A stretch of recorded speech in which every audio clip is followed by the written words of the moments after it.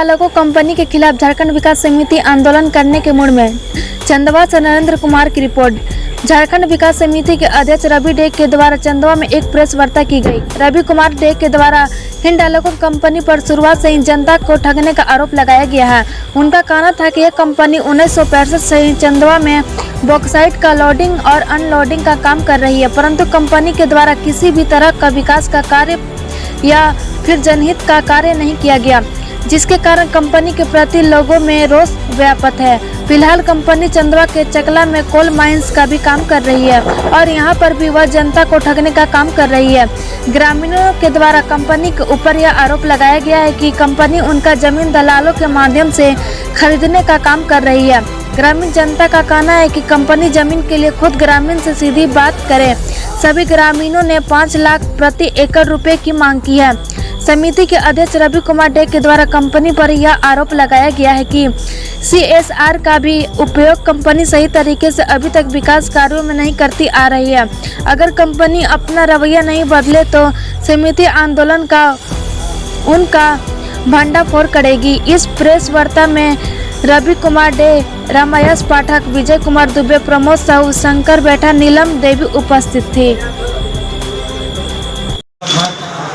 65 साल से हमारे गार्जियन बता रहे हैं, यहाँ पर कार्यरत है और अभी जो कोल माइंस यहाँ चालू करने जा रहे हैं, भूमि अधिग्रहण अध्यादेश 2013 के नियम है कि जो जमीन उपजाऊ है उसको तो भूमि अधिग्रहण करना ही नहीं है।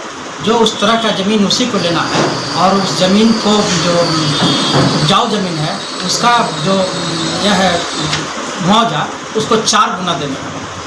लेकिन यहाँ पर क्या है कि पिछले बार भी SR और अभिजीत का हश्र आप लोग देख रहे हैं चंदवा में, और SR अभिजीत जो है ज़मीन यहाँ खरीदा, लेकिन वह जो है एक अलग पार्टी बना करके जनता के भावनाओं के साथ खिलवाड़ किया, उनको साथ ठगी किया है। और उसको जैसे जब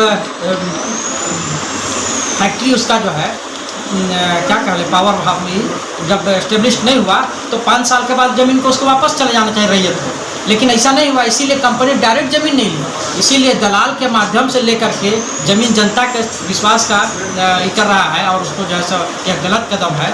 डायरेक्ट कंपनी को उसका ज़मीन लेना चाहिए और तब जाके जैसे उसको सही मिलेगा, सही मुआवजा मिलेगा, सही उसका ज़मीन का उपयोग होगा और उसको भी आम कंपनी को भी और पब्लिक को भी।